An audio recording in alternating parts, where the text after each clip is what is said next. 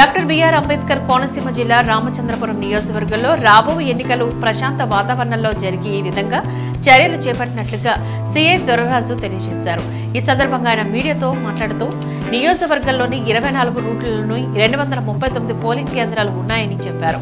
రాబోయే ఎన్నికలను దృష్టిలో పెట్టుకుని సమస్యాత్మకమైన గ్రామాలను గుర్తించామని, ఇప్పటికే కేసులో ఉన్న ముద్దాయిలపైన బేండవర్ కేసు నమోదు చేసినట్లుగా తెలిపారు.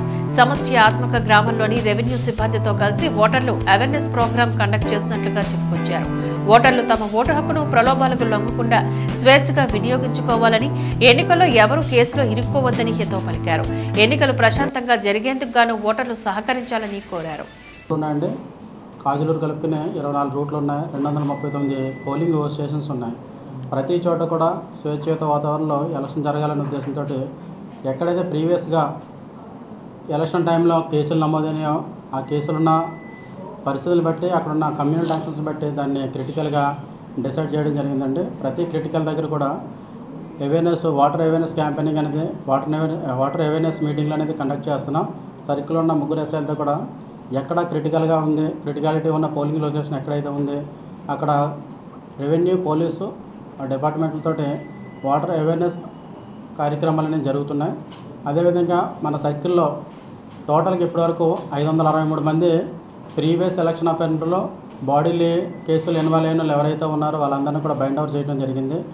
టోటల్గా లాస్ట్ 10 ఇయర్స్లో ఉన్న ఎవరైతే క్రైమ్లో ఇన్వాల్వ్ అయ్యారో, ఎలక్షన్ రిలేటెడ్ అంటే నాన్ ఎలక్షన్ రిలేటెడ్ క్రైమ్లో ఎవరైతే ఇన్వాల్వ్ అయ్యారో వాళ్ళందరినీ కూడా సుమారుగా 1100 మందిని లిస్ట్ అవుట్ చేయడం జరిగింది. ఆ లిస్ట్ అవుట్ చేసిన ప్రతి ఒక్కరిని కూడా బైండ్ అవుట్ చేస్తాం. వచ్చే ఎలక్షన్లో అందరూ కూడా ప్రశాంతమైన వాతావరణంలో ఎలక్షన్ వేసుకునేందుకు డిపార్ట్మెంట్ ఖచ్చితంగా దానికి ఎఫోర్ట్ చేస్తుంది.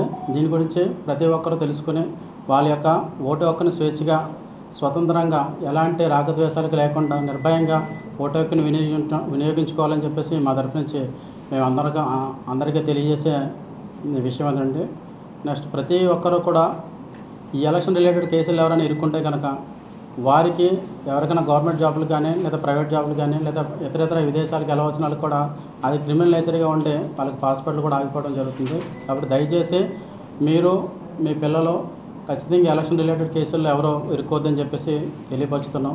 అదేవిధంగా మనకు పక్కనే యానం ఉండడం వల్ల యానం నుంచి liquor, non duty paid liquor చాలా తక్కువ కాస్ట్కి వస్తుందని చెప్పేసి అక్కడికి వెళ్ళడం, అక్కడి నుంచి లిక్కర్ తెచ్చుకోవడం, రకరకాల విధి విధానాల్లో పాటించి కూడా తీసుకురావడం వల్ల దాన్ని కేసులు ఇరుక్కుంటున్నారు. కేసులు ఇరుక్కోవడం వల్ల ఆ కేసులు అనేవి ఎలక్షన్ రిలేటెడ్ కేసుల కింద నమోదు చేస్తే జీవితకాలం వెంటాడుతూ ఉంటాయని చెప్పేసి మీ అందరికీ మీడియా ముఖంగా తెలియపరుచుకుంటున్నాము. ఎవరో దయచేసి ఈ ఆటో డ్రైవర్లు కానీ లేదా కారులో కానీ ఎవరో పాసింజర్లు ఉన్నారని ఆటో డ్రైవర్లు వేరే లిక్కర్ బాటిల్తో ఎక్కించుకున్నా కూడా వారి మీద కూడా, ఎవరైతే లిక్కర్ తీసుకొస్తున్నారో వారితో పాటు ఆ వాహనాలను ఎక్కించుకున్న వారి మీద కూడా కేసులు కట్టి ఆ వాహనాలు కూడా సీజ్ చేయడం అని చెప్పి ఈరోజు మీడియా ముఖంగా తెలియపరచడం జరుగుతుంది.